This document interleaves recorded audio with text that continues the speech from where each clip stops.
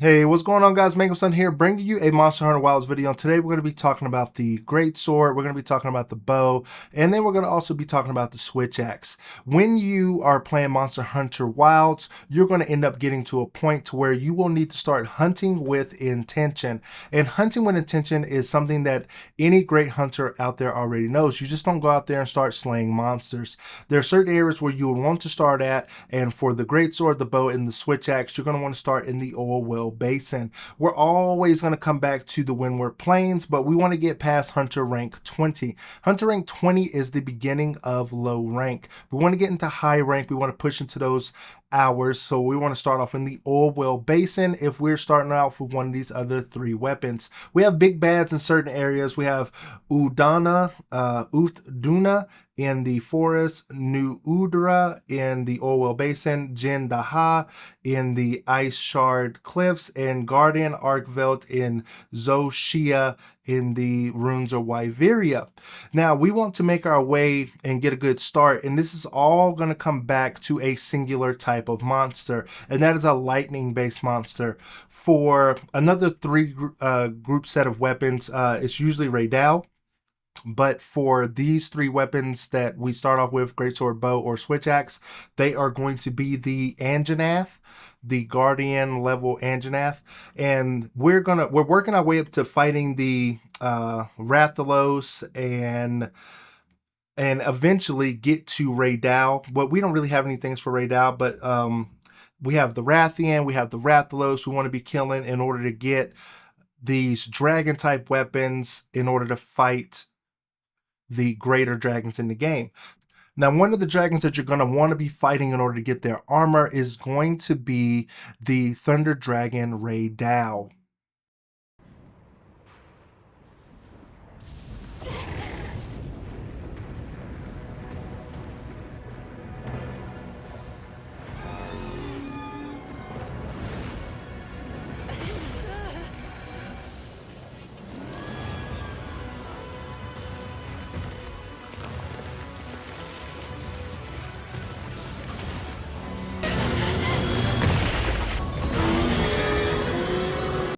Now we're going to start our journey off by focusing on the Hope weapons in general. We're going to start off with a good base.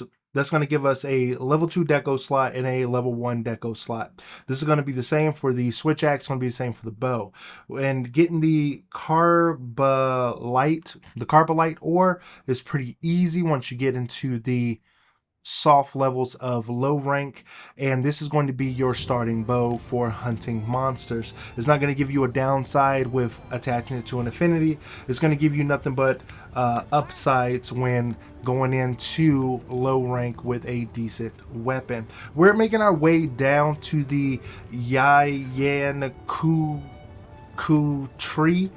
Right, so this is an event monster that's in the game for a long period of time, for a good majority of the time while this video is out, and we're making our way down to the G Fulgnor and Anjanath tree. So if I have any trouble pronouncing any of these names, I'm sorry, but I'm doing my best. And that's going to give us a good lightning base or thunder base affinity weapon, whether this be for the Switch Axe, or the Great Sword, or for the bow. For the bow, some people may be looking for the Raydal set. There are a total of 29 large monsters so far in Monster Hunter Wilds, and a good majority of them are weak against water, ice, thunder, and some of those weapons are harder to come by, right? So that's why we're starting off with the Hope level 4 weapons. In order to make our way down to the ice and water weapons, we're going to need to be hunting some monsters that are potentially weak against fire, and then making our way to the monsters that are weak against dragon affinity, or with a good base, or with a good armor set. We're going to need the thunder based weapons, whether that be the Raydal set or that ends up being the Fulgnor Anjanath set, right? So when we've tried to narrow down which monsters exactly we're going to start hunting for, we're going to start with trying to get that water-based weapon. You're going to want to go to Alma and go to her optional quests. In her optional quest, you have Consumer of the Void, or it may be named something else, but we're hunting the Zuwu That's what I think that is called, and it is weak against ice element, but we don't really care about that. It's a pretty easy monster to fight. We go out there with our Hope level 4 blade and we slay the Zuwu and end up taking him down. Now, when you are going out there and fighting the Zuwu, he is pretty aggressive. He has long range attacks, pretty strong piercing attacks. It's very mobile, very agile type creature, but it wounds very easily.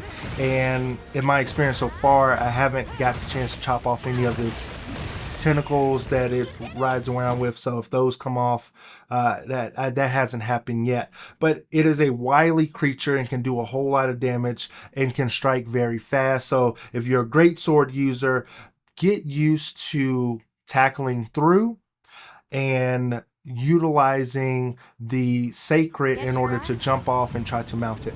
Now, once we get the Nigel Great Sword, the water-based weapon, or you end up getting the water-based bow or the water-based switch axe, we're going to be making our way next to fight a flame monster located in Alma's optional quest as well. Now, this flame monster, the Kituku, whatever this thing is called, right? The annoying dragon bird monster with the big beak with an absurd amount of fast attacks. The Kutku Gone Cuckoo is the event, and they have a lot of these flaming dragons walking around, but I want to say you only have to kill one of them. And killing one of them, if you're not used to playing the weapon, is going to be quite a challenge. But once you do kill it, you do get a lot of things from it. You get like lots of tickets, and you're going to get used to fighting this thing. As I said before, this event goes on for quite some time.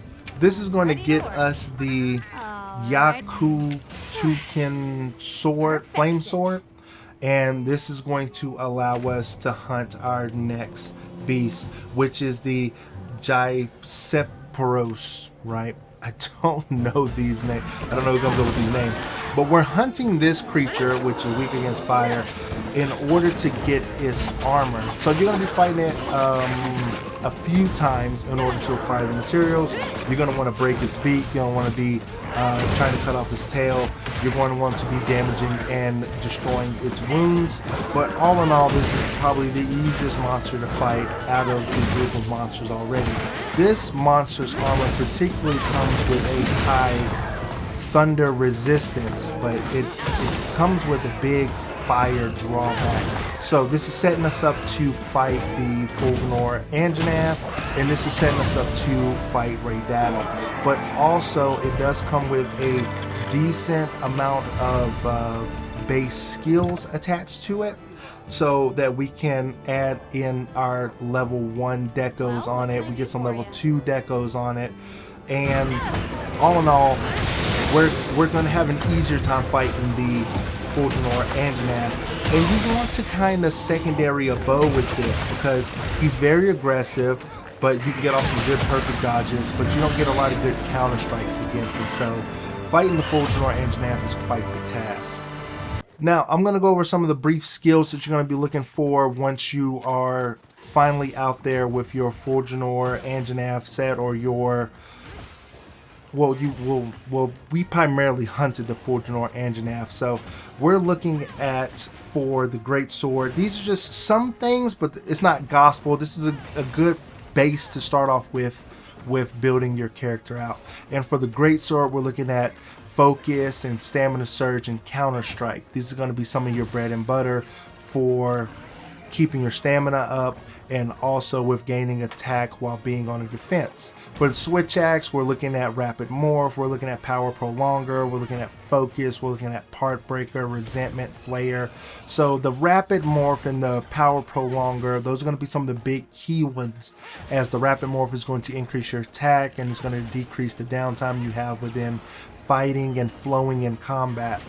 The bow, you're going to want ballistic, special ammo boost. You can skip focus, but focus is good as well. Stamina surge, adrenaline rush, and constitution. Constitution may not be for everybody, but constitution is there to help with that stamina drain.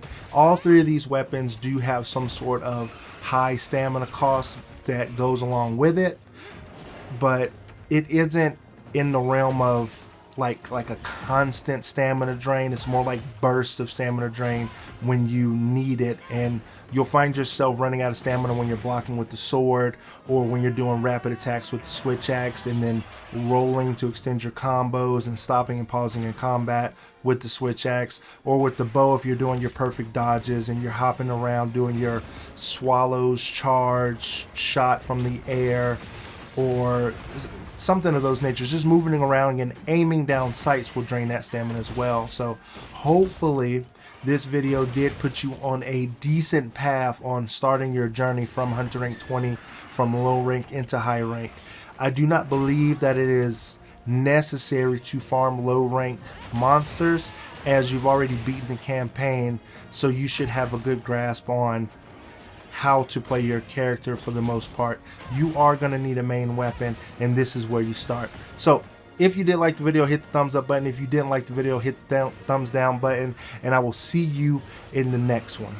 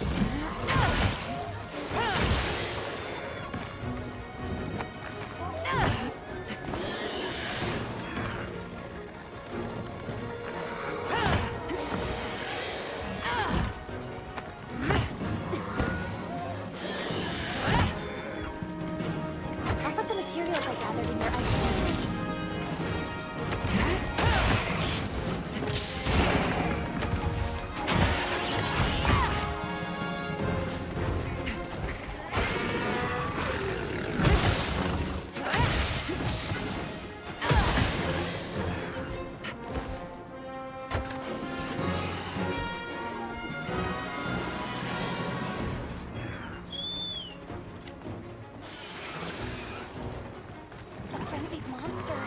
Be careful.